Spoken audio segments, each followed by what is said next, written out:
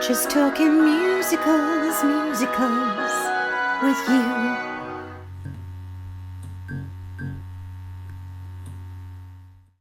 Hello, I'm Lesley Anne Knight, and welcome to the Just Talking Musicals meetup, where I get to have a quick catch up with some of today's outstanding theatre professionals from the West End and Broadway.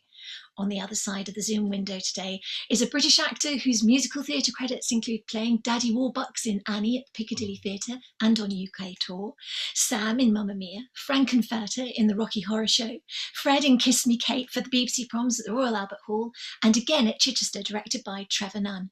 He's played Billy Flynn in Chicago at the Adelphi and none other than Daryl in The Witches of Eastwick at the Watermill.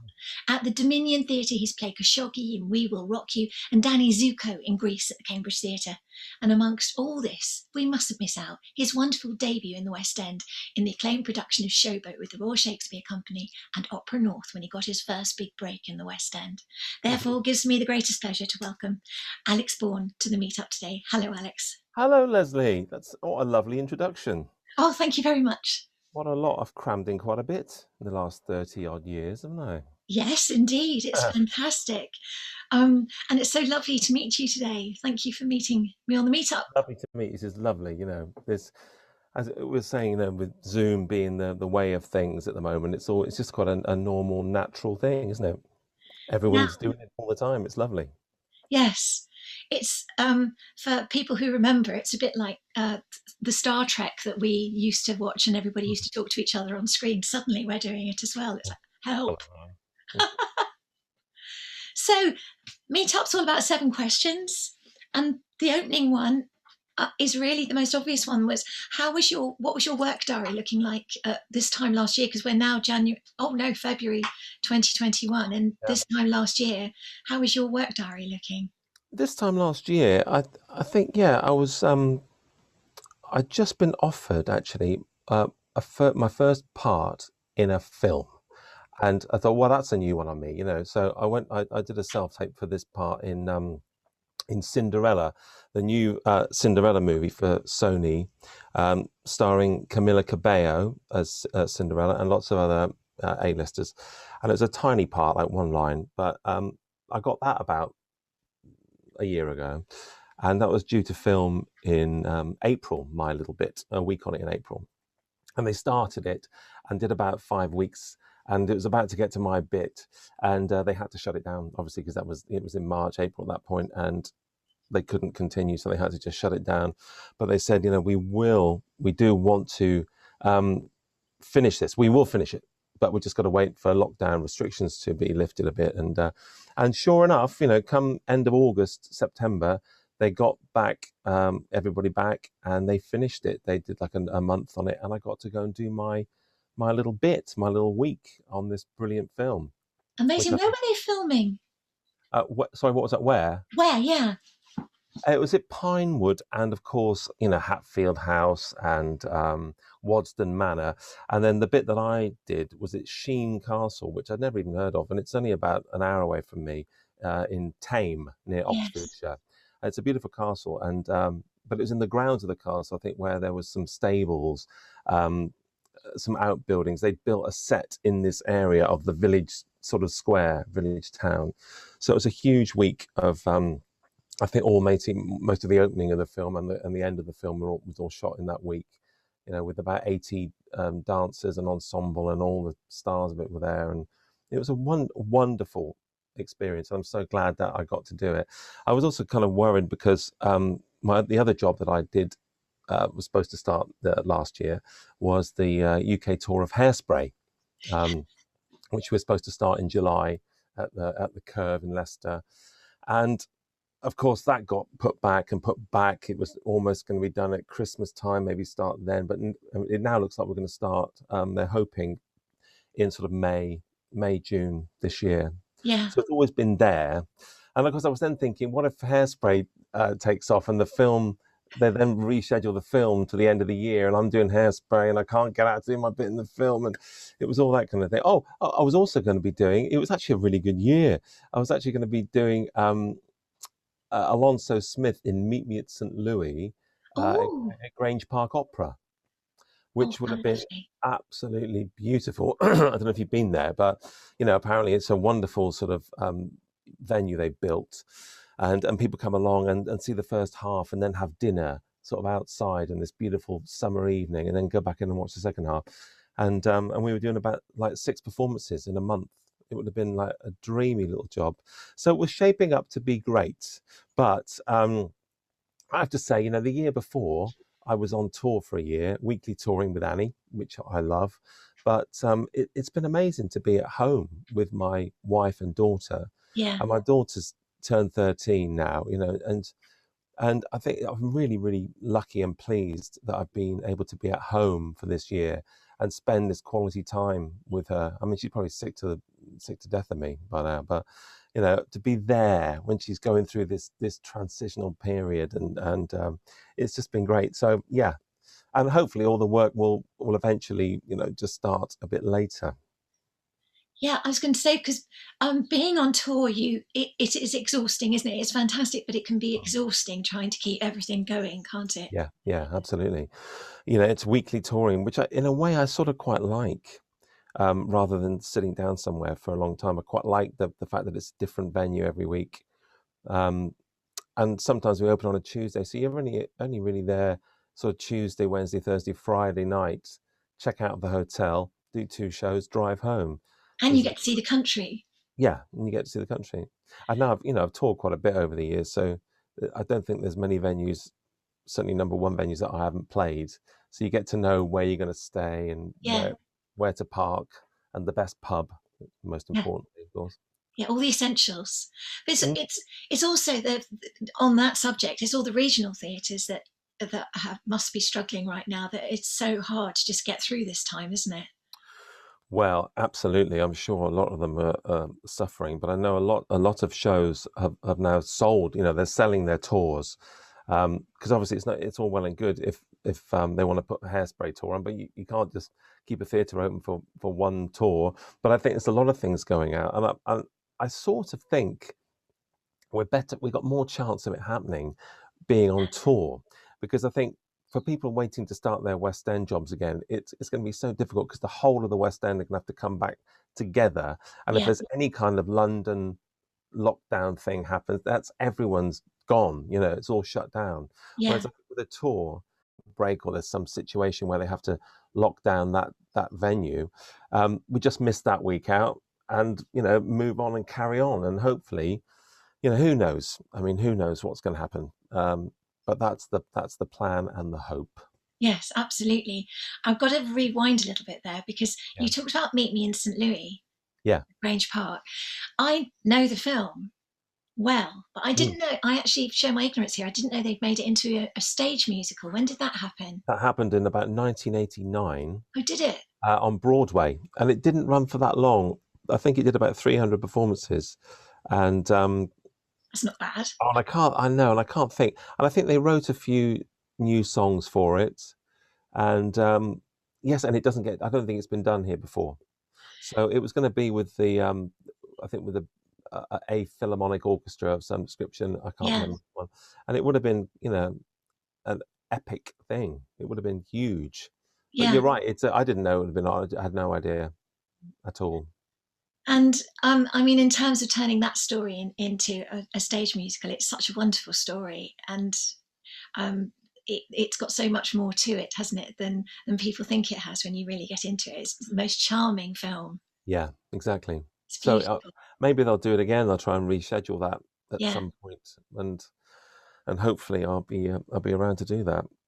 So my second question, I think you've almost covered it, but because it was, have you been involved in any interesting projects in the past 10, 11 months? And you have, obviously, clearly, but have there been any others? Yeah, well, there's been a lot. Like I've got a little studio here, and I do photography, and I've always kind of dabbled in photography and videography. And what it's done, it's made me kind of, like, for years, friends of mine have been saying, "Oh, you need to get a website. You need to get a website." I go, "I don't want to get a website.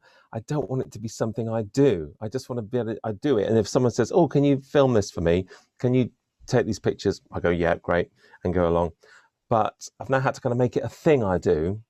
And so I've got my Al Bourne Studios just.com website, because I also took my drone pilot's license this year. I've got Yes. my professional license to fly drones, so I do a bit of that, and that would be, I mean, if I could do that, I think that would be the dream. But it's quite difficult to get into all that. But I've got that, and of course with the editing that I do, I don't know if you know Sabrina Aloesh, who I did We Will Rock You with. She came to me with this idea of getting all the people that used to be in We Will Rock You to do Bohemian Rhapsody, you know, and sing their parts and send it in on Zoom or whatever, or just film it on their phone and send it in, and we'll make a little video for fun, you know. And of course that then escalated into an enormous project that took weeks and weeks, with about 49 people in it eventually sending in their videos of their bits. And we even got Brian May to play the lead guitar solo on it. And we re-recorded the track and all the vocals. I mean, I don't know if you've seen that at all. It's online somewhere. But it turned out really well. So that took about a month of my life early on, in the April time, I think, early on in the first lockdown. So that was a good project to do. And then my friend Mark Goldthorpe, who I've known for many years, he was actually in the current cast of Mary Poppins, you know, when it shut down. Yeah. But he's a writer, and we've done lots of short films together over the years. And he was doing some online script work with actors in a Zoom situation, and he wrote some scenes for two people to do like this now, you know, on Zoom, and they worked really well. And he said, "How can we redo these, but make them look better?" And I said, "Oh, I know how to do that." So anyway, he wrote a few more, and then we actually did a whole series called Distanced. It's on YouTube, on Distanced Scenes, it's called. Yeah. And we did the first series that we did 6 episodes, and we had some wonderful people like Joe Milson and Sarah Jane Potts and Leslie Joseph, and Diane Pilkington and Carly Stenson did one, and they were great, and they were really well received. And we've just crowdfunded the second series, and we've got all the funding for that. So we're in the middle at the moment of Mark's been writing the new episodes, and we've been casting things and rehearsing that. So again, it's all done remotely, you know, which is very interesting. But yeah, so series 2 of that coming out.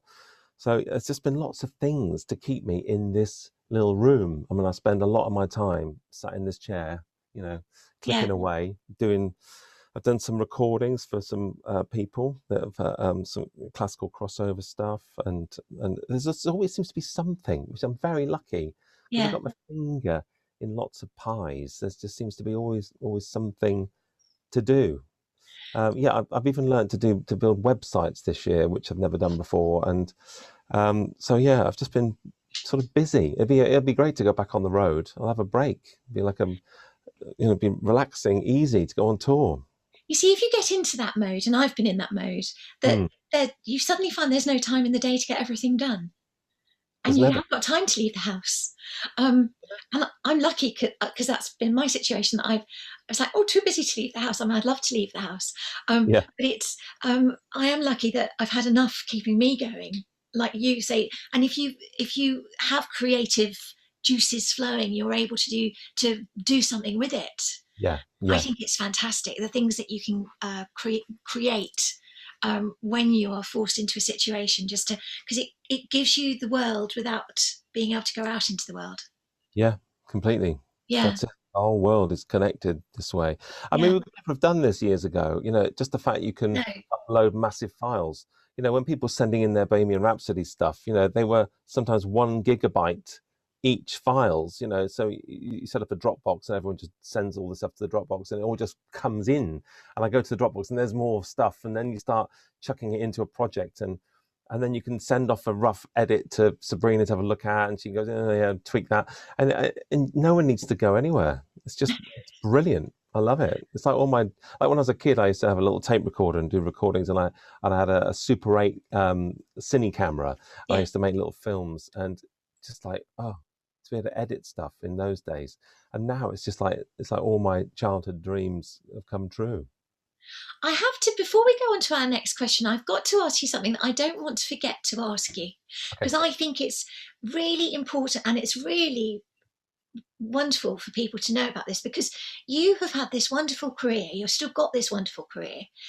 You didn't go what people would say is the route that people identify with these days, by going to drama college or studying musical theatre, or going through that. You've had a much more traditional into your work, didn't you? Because you hit the ground running, I think, didn't you? Well, yeah, I mean, it's I don't think it would happen this way really anymore. I always kind of did um amateur dramatics, and all my life I was in a band at school. I did plays. I was always interested in that, um, but didn't kind of know how to go about doing it for a living. And I think and so yeah, I basically got an engineering apprenticeship at this company my parents worked at, and my whole family worked there for years. Massive company. It was like, I don't know what I want to do. I don't want to go away. Yeah, I wasn't ready to sort of leave home at 16. I had a bunch of mates at home. I just wanted to get this job, this apprenticeship, and start that. And after a couple of years of that, I sort of realised that I really need to be. I really want to be an actor, and I applied to some drama schools, and I got into some, but we couldn't get the funding sorted out, and it was all a bit of a faff. And I thought, well, I can't stay in this apprenticeship any longer. I'm going to have to leave. And I thought I'll go and spend the summer working at a holiday camp, just like you do. I'd Yeah. gone there as a kid. I'd gone to Pontins as a kid, and I thought, I'd have to be a blue coat. That'd be brilliant. So I went to Pontins Plemont Bay in Jersey, Yeah. and I made some lifelong friends there. But really, I was the only kind of singer. I wasn't even that great, but I could sing and play guitar. So I ended up entertaining in the bar at lunchtime, every lunchtime. And then I was the main singer in all the shows we did. And it was almost like just thrown into it. And I came away from that 5 months later with a guy a wonderful man who gave me my first sort of professional job, Paul Wagner, who's a legend. He sadly died a couple of years ago, but he was a great influence, and he gave me a job on his touring show in Jersey in 1988. That would be because Pontins was 87, and a year later I went back into this touring show, and then I could get my equity card from that, Yeah. because it was 30 weeks paid work, and it was an equity contract, and I did that tour. I never really wanted to be a cabaret singer, but I did it with some great people, had a brilliant summer in Jersey, got my equity card.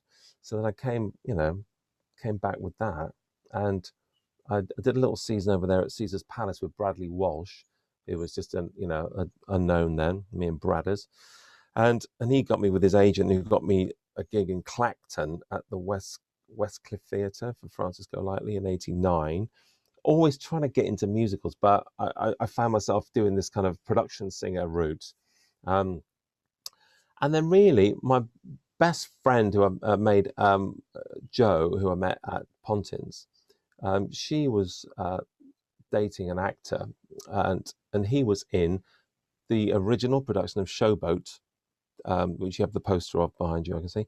Showboat at Opera North in Leeds when they first Okay. put it on, and he was a great guy. He's an American guy, and very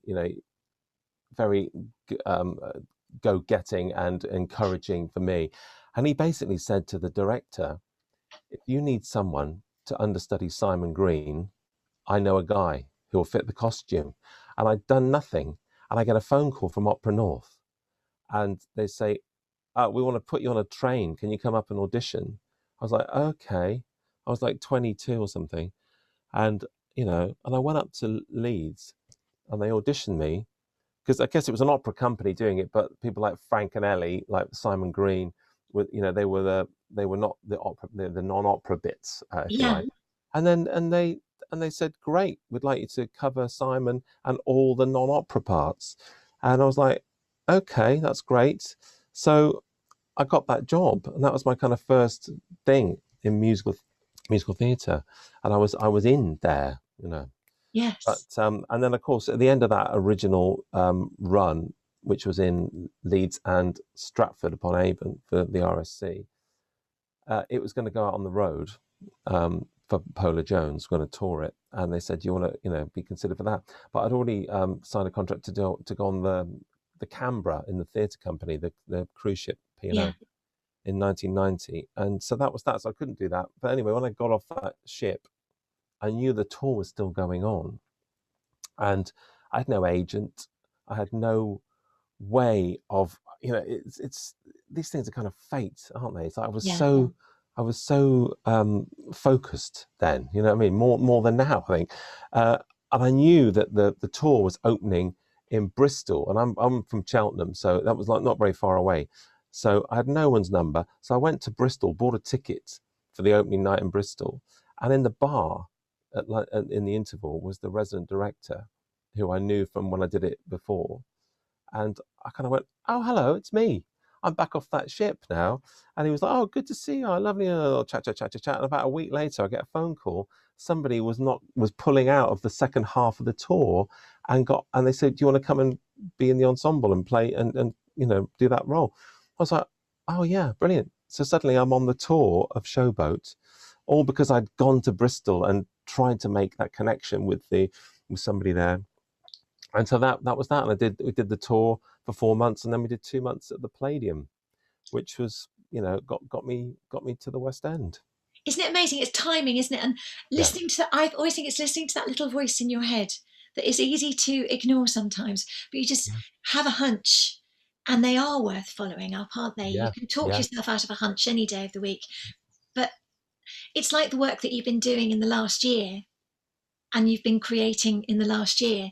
Yeah. You don't know where that's going to lead to either, and that's all come from an idea that you've had.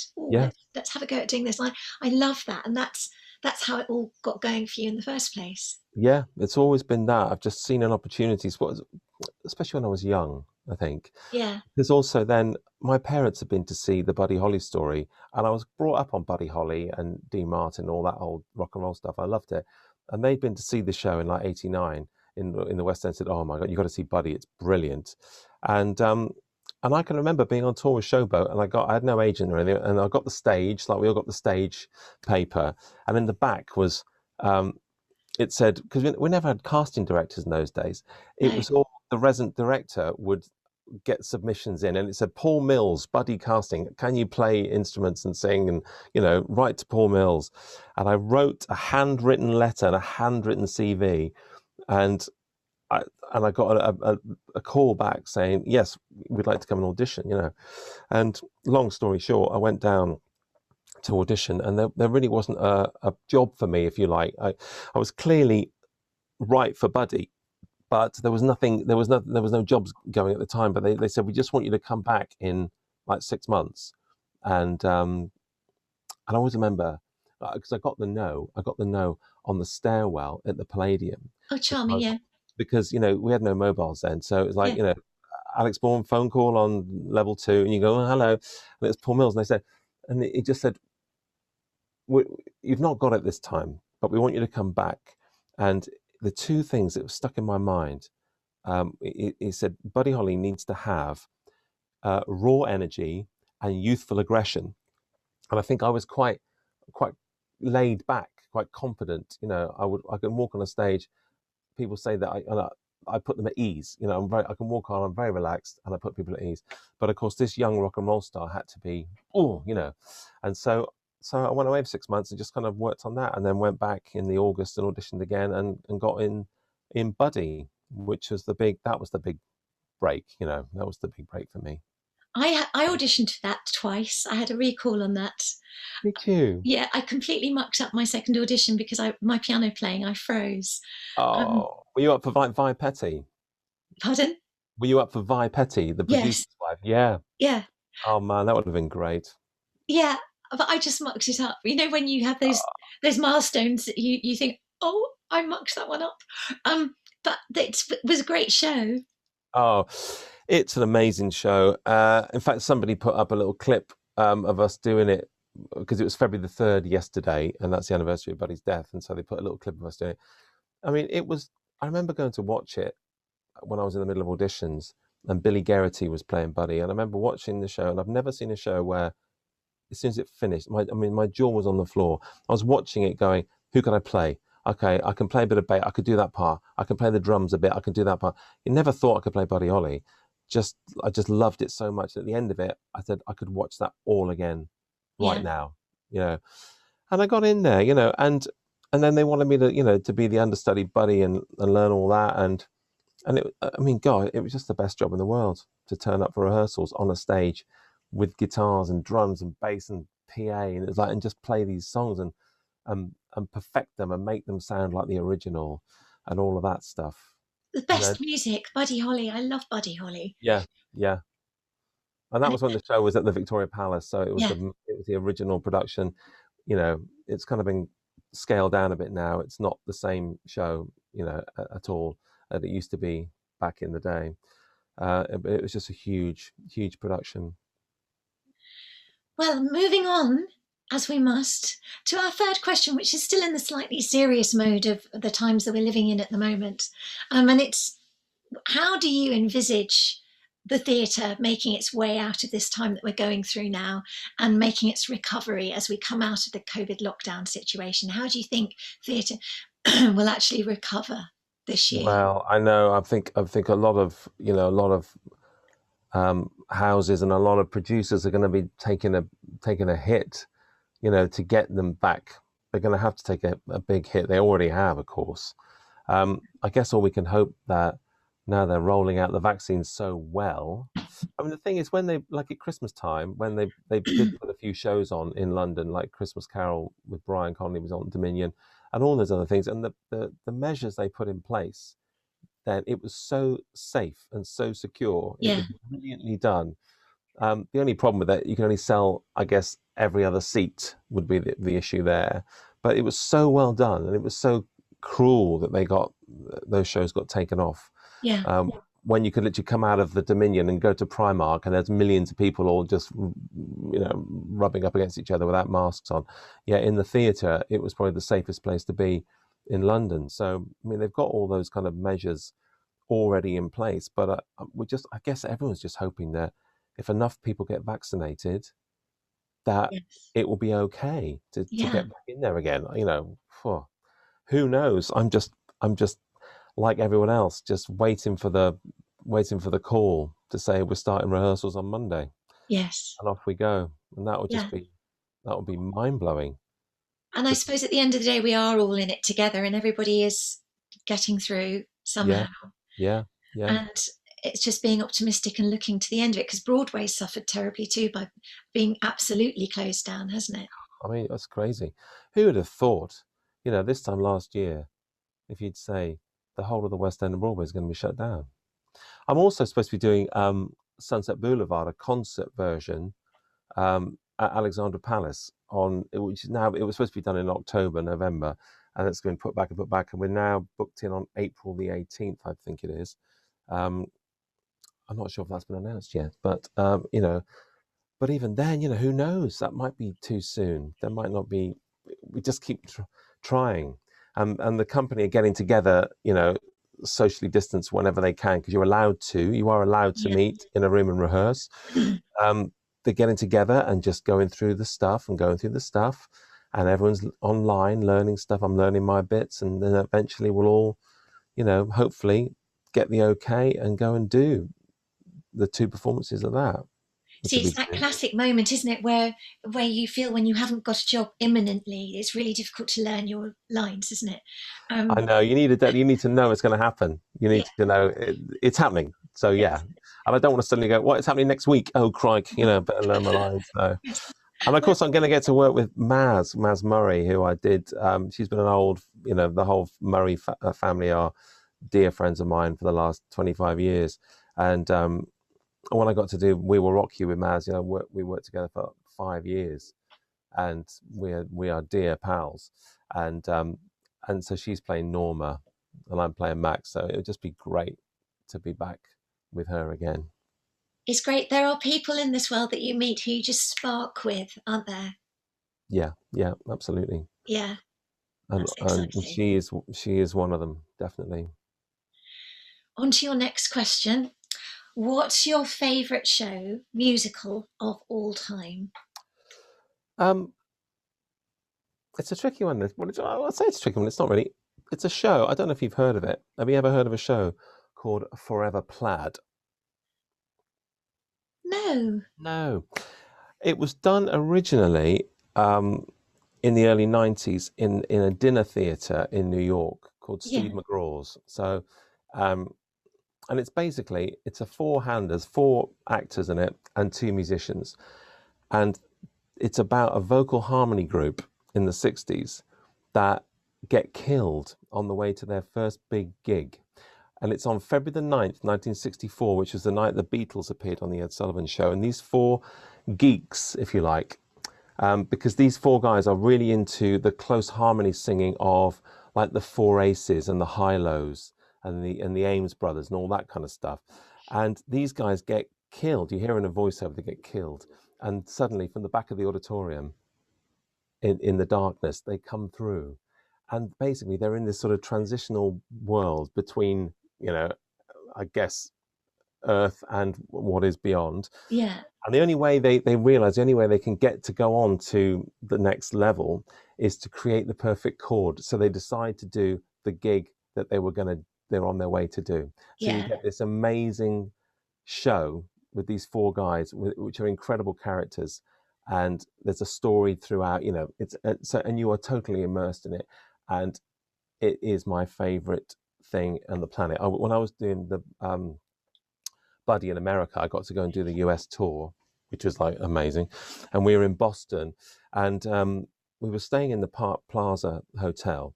And my friend Tom, who was in the show, he said, "Oh, there's a show on in the terrace room, which is like a dinner theatre in the hotel. There's a show on, there's a matinee, and my friend's in it. We're going to go. Do you want to come?" I was like, "All right." I didn't know what it was. And we went down, got our seats, got a little drink, sat there at these little tables. And then this show happened, and I was just blown away. And I went and saw it again and again and again there. I saw it in Steve McGraw's. I saw it in Toronto. The original cast actually came to London in about 94. And it was produced by Paul Elliott, who produced Buddy. Yeah. And so I was in rehearsals for Buddy, and they actually brought the four guys in to do a little promo thing on the news to film it.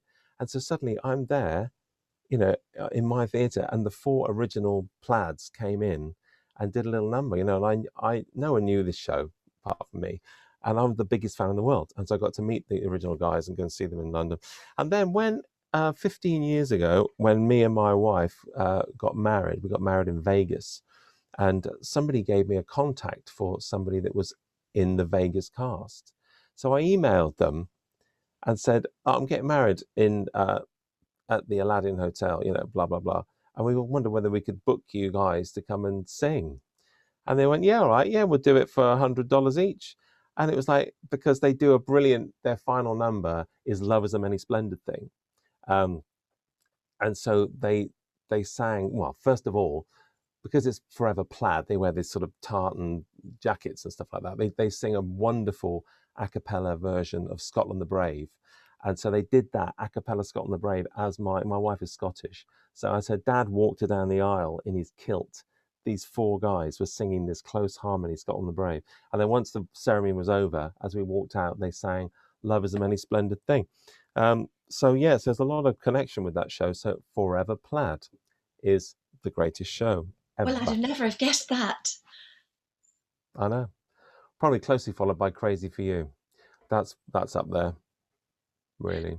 But isn't it lovely when a show, something like that, just grabs you by the neck and just throws you around the room and just takes your heart with it, and you're like, "That's it forever. It's love, isn't it?" It's like, Yeah. oh, There's loads of bits of it on YouTube and stuff, and they did actually make a movie of it with three of the original cast about maybe 15 years ago. So you can see, get the flavour of it. I will. I'm going to look it up. Yeah. Now, where are we next? Oh, who's your favourite artist of musicals today and yesteryear? Yeah, that was a tricky one. I thought about this, and I was thinking that there isn't anybody. There isn't anyone that I go, "Oh my God, I've just got to go and see that person." There's loads of people I think are great. But I did think back to what kind of got me into all this. And it's really my mum. My mum did all the Amdram, and I got dragged along with her and sort of got into it that way. And of course, she would organise coach trips to the Birmingham Hippodrome, which is only about an hour and 10 minutes from Cheltenham up the road, And so we'd always be going to the Hip to watch different things, and we went and saw Tommy Steele in Hans Christian Andersen and Singing in the Rain and all Yeah. that. And when I was a kid at Christmas time, they'd always put on Half a Sixpence. My mum would always make me sit and watch Half a Sixpence with her, and I just think Tommy Steele was an incredible performer. And when I saw him, as a kid, I just thought, oh wow, that's that's great. I think I'd like to do that. So yeah, maybe Tommy Steele. That's a good choice. Yeah. And what about today? Today, me and my wife are watching a thing that came up on like Sky Arts or something about musicals. You've probably seen it. It's a 3 or 4 part thing, the history of musical theatre, and it went through all the whatsits, and it got to West Side Story, and I think they were in a studio with an orchestra. And I think Gareth Valentine was on the stick, and suddenly this guy started singing Maria from West Side Story, and me and my wife went, "Good God, who is that? He is incredible. He must be American." And we looked him up, and no, he was English, and it's Rob Houchen, And I just thought, what a voice, And then, roll on a couple of years later, or back to 2 years ago, when I got offered Eugenius at the other Palace, and Rob was playing Eugene, and I just thought, God, your voice is, and to hear him sing that Eugene role, which is very, very difficult to sing, and all the other stuff I've seen him do now online and stuff like that, and he's a great bloke, and I really admire him. And actually Laura Baldwin, who played opposite him in Eugenius, I think she is just phenomenal, and I wish I got to see her in Waitress before it came off. But yeah, I think Rob and Laura, I really admire them. So and great choice. But tell the story of Eugenius, because I don't think everybody would know. Wow, the story of Eugenius. Wow, that's a tricky one. It's an interesting thing. I did the original workshops for this years ago, and I think it was when Ben Adams, who was in A1, the pop band in the 90s, all the noughties, he was doing panto with Chris Nelson, who's an actor and voice artist, and I think they had this idea. They love the 80s. They're really into the 80s vibe and all the movies of the 80s and the music of the 80s. They had this idea to write this kind of comic book superhero-y musical, and then Ben wrote all these kind of songs that were based, they had a flavor of the 80s, and Chris wrote the book, and they put this thing together, and then got it to a workshop stage where we workshopped it, and it was sort of coming together. The story was a bit hard to understand what was going on, because it's about a guy who is a geek, and he draws comic books, and the superhero guy that he wrote, Tough Man, was coming alive in his mind. It's so complicated, but I do believe, anyway, they did a version they did a one night of it at the Palladium, and I still think people were still quite confused. And then they did a version of it at the other Palace, where it got a bit more clear, the story.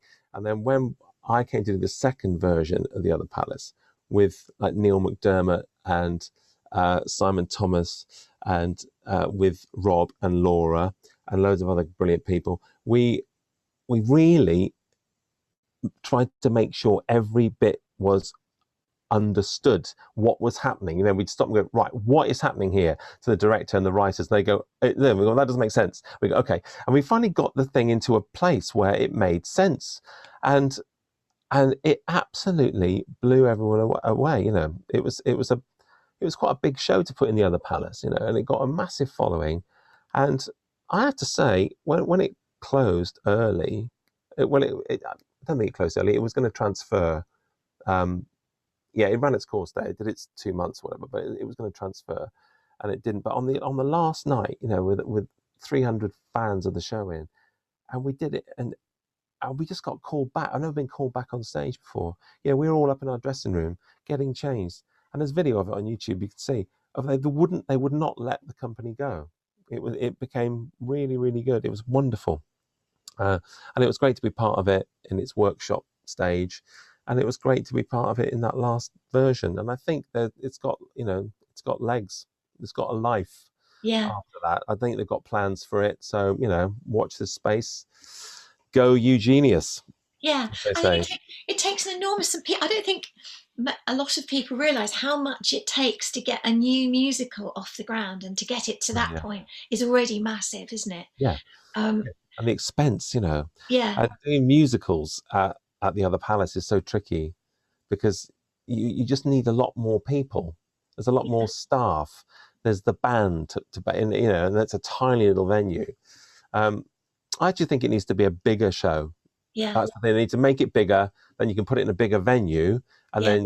then you can make it'll make its money back, I suppose. But the songs were really, really good. I mean, the albums, the cast album it's on Spotify and iTunes and stuff, and the songs are really, really incredible and sung brilliantly by Rob and Laura, and everyone else. And to have a really classy people putting it together, then it had so much Yeah. going for it as well. Yeah. So Yeah. let's hope for that for the future. See, Yeah, there's another absolutely. one. Yeah. Also, I Okay. made some lifelong friends in that. We were, because the other palace has only got like 2 dressing rooms, and we were literally the older men. We called it the dad's dressing room, Yeah. and we were upstairs, and there were 5 of us in what is literally a cubby hole for making tea in, and they crowbarred 5 of us in there, and we are the closest friends, and we have a Zoom chat, literally every week, and meet up all the time and support each other. And it's like we've never had that. None of us have had that before, where you leave a job and there's a group of you that stay together. But yeah, it's called the. I can't say the name; it's a bit embarrassing, really. But I think the company manager called us the sexy dad's dressing room. So that's sort of stuck, really. But it's the thing is, when you're given a comical dressing room, and you Yeah. look at each other and you think, we've all got to change in there. That's our Yeah. space. Yeah. And because you often rely on your dressing room to be your quiet place, don't you? Where you can just Oh yeah. have some time to Oh stick yeah. your head together. Not in that show. No, I can imagine. But it's brilliant story. Yeah. Okay, next up is Broadway or West End? Well, what do I prefer, or which is better? What's the question? Where's your heart? Which one is it that wins your heart? Well, it would have to be West End because I haven't done Broadway, Yeah. and I don't know if I ever will. Really, I mean, I did the US tour of Buddy, which was a brilliant opportunity, but the guy that was the alternate, they always had an alternate Buddy. So the main guy did 6 shows a week, and then the alternate did 2, because it's such a grueling part, so they would do it that way. And the guy that was the alternate on the US tour, he got sick and had to leave. And so I was in London at the time, and they put me on. I'd done a shows as Buddy, so they knew I could do it now as the understudy. And Paul Elliott gave me a ring and said, "How would you like to go and join Chip on the US tour?" I was like, "You what?" I was like 20, 24, whatever I was, 24 years old, and yeah. And then 2 weeks later, I was flying off to America, and on a proper #1 tour of this brilliant show with an amazing cast, and with my mate Chip. So when I did Buddy originally, my buddy was Chip Eston, or he's known now as Charles Eston, and he was in the hit show Nashville. I don't know if you know Nashville. He played Deacon Claiborne in that. And he's now in the Netflix series Outer Banks, which has had 1 series, and then they're just making another one now. So he's become, a big star, and I'm still in touch with him a lot. He tours as well with his own music, and he played the Shepherd's Bush Empire when I was in rehearsals for Annie a couple of years ago, and he said, Wow. "Would you come and join me on stage for do some Buddy Holly songs?" Because we did London together, then we toured America together doing Buddy Holly stuff. And so I got to go on stage with Chip and do that, and that was brilliant. And to do the Shepherd's Bush Empire is brilliant. I know, when you think of all the people that have been there. I remember watching That's Life in the 70s and 80s, and then Wogan was done from there. And if you look at all the musical artists that have played the Shepherd's Bush Empire, it's incredible. So just to be there was great, and then just to go on and we just slipped right back into that mode. It was like it's like we could read each other's minds and what we're going to do next. And we did a little 10 minutes. The audience loved it. And that was that, you know. And then we always go and see him when he comes over to do his concerts and stuff. It's great. So I can't think what got me onto that. We were talking about Broadway or West End, and I was going to say to you, okay, but it's West End. But what's your favourite theatre then in the West End? Have you got one? I made my debut at the Palladium, and that's obviously the most famous theatre. Yeah. But I've spent most of my time, I think the longest I've ever been is at the Dominion, because I did Beauty and the Beast there in 1999, where I played Gaston. So I was in that original Disney version of Beauty and the Beast, which was mega, which I think is coming back, apparently, which was amazing. Did a year there. Then, of course, I did 6.5 years in We Will Rock You. So the Dominion is, you know, in my heart. I've got I went through six different casts of We Will Rock You, and, you know, so many of my friends were part of that. But then again, you've got Victoria Palace, where, God, I mean, yeah, that was my first break as the lead with Buddy and the VP, you know, and what they've done to it now with Hamilton is just amazing, you know, and it's hardly recognisable. No. The old VP. But yeah, amazing times at the Victoria Palace back in the early 90s, you know, going to the Stage Store pub opposite, which is not there anymore. You know, it's all been the whole of Victoria's been remodeled. I mean, basically, when we were there was Starlight Express, where Wicked is at the Apollo. There was Buddy at the VP, and then there was nothing else. There was one pub, and there was a Pizza Express, and that was it. You know, there's just nowhere. You know, now Victoria. When you go to Victoria is an incredible place now. I've got fond memories of Starlight Express. I was backing singer in that. Yeah. Wow. Yeah, but it's those days, isn't it, when you'd go to Victoria and the shows. It was the old Victoria. You go to Victoria now, and it is unrecognisable, and Yeah, it's nice, but it's nice, not what it was, because it used to be quite nice, sort of bit down at heel. It was a bit sort of off West End, wasn't it? Yeah, yeah. People think, oh, you're not in the West End, you're in Victoria. How very dare you? Yeah. But yeah, I used to love it, and we used to always go down the pub with the Starlight people, and, you know, people I've known for years from those days. You know, it was great. Those theatre community, right? And we used to always go. Because there was nowhere to really go around Victoria. I don't know if you ever went to. There was a boat along the Thames called the HMS President, and it was sort of just in between. Not past Westminster Bridge. Where's the bridge? It goes over to the Eye, and you just go down there a little bit on the right. And it was a boat that was parked, you know, like a venue, so you could hire it for weddings and all that. But it had a bar on there, and it was called Macready's, and that was where we would go. We'd finish the show, and we'd all head up to this boat, and we'd have years of just many nights in there, with some incredible stories.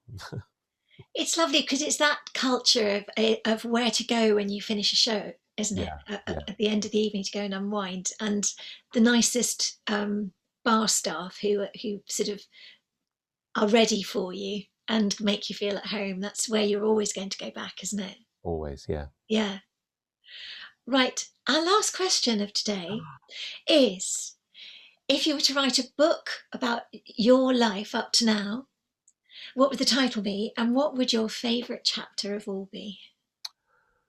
Cool, dearie me. I think it would have to be called, like, I can't swear, so I'll say Lucky Sod. Because I just feel like I've sort of blagged my way into this industry, and, you know, sort of kept going. I keep thinking I'm going to be found out, but for some reason, I sit there sometimes and go, God, I'm doing another show now. That's brilliant. But, you know, so I just think a very lucky sod, really. And I was going to say that I am lucky, and I'm lucky because I never look and go, oh, I wish it was that time. I wish we could go back to then. I never, you know, every show I've done has been amazing, and I've met amazing people, and I've loved it at that time. You know, at that time, it's been the perfect show for me. Like, you can't compare playing Buddy Holly with doing Kiss Me Kate, the old Vic, because I couldn't do Buddy Holly when I was that age, and I couldn't do Fred and Kiss Me Kate then. So every job has been the perfect job. And it makes me sad when sometimes people go, "Oh, I wish I could go back to this show I did in the 90s. That Yeah. was the happiest time of my life." And I always feel sad that the happiest time of your life was then. I feel like I want to keep trying to make the happiest times. I feel like the happiest time, like every year something comes along. I go, how can I beat last year? And then even with lockdown, I feel like it's beaten last year because I've spent every day with my daughter Yeah. and wife, and I've been at home in my home that I love. So in some respects, this year, and then of course I ended up doing the film. So that was an improvement again on last year. So how can I improve on it this year? I don't know. But if Hairspray happens, that'll be a whole new thing, a whole new experience with all new people again, and an amazing show to do. an amazing show to do. Yeah.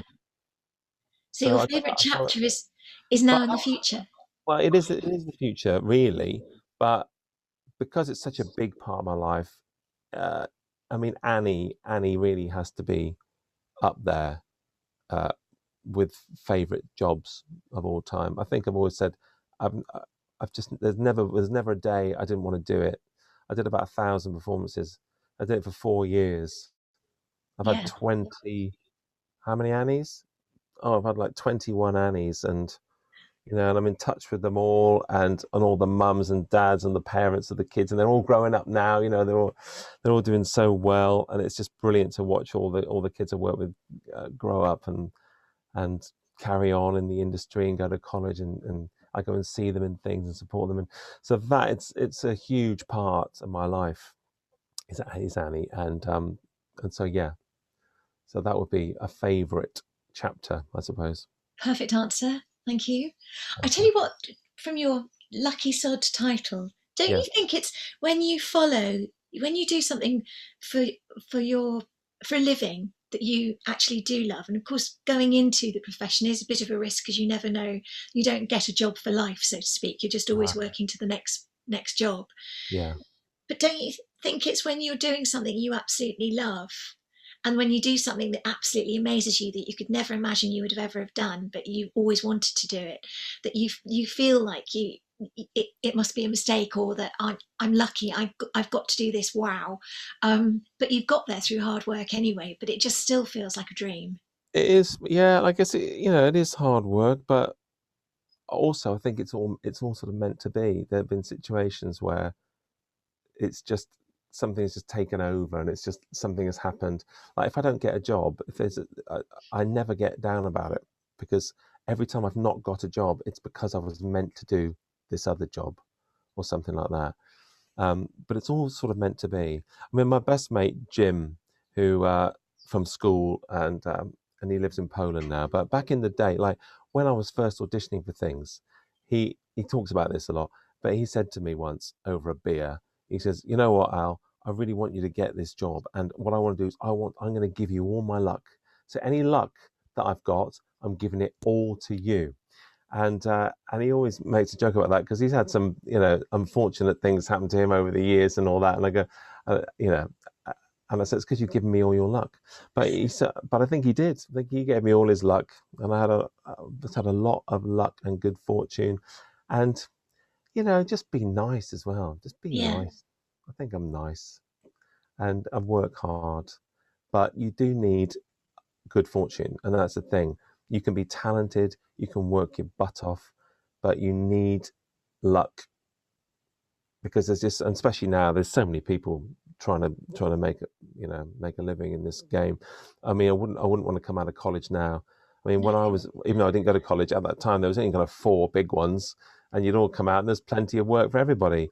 And now there's just hundreds of them and thousands of graduates all trying to get the same thing. It's difficult, so you need luck, but we can make your own luck, I suppose. I guess Yeah.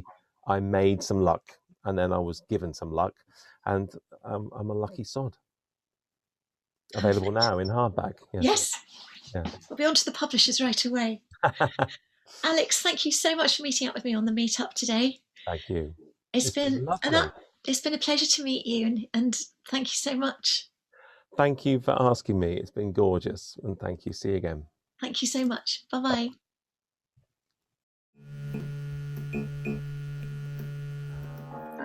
Just talking musicals with you.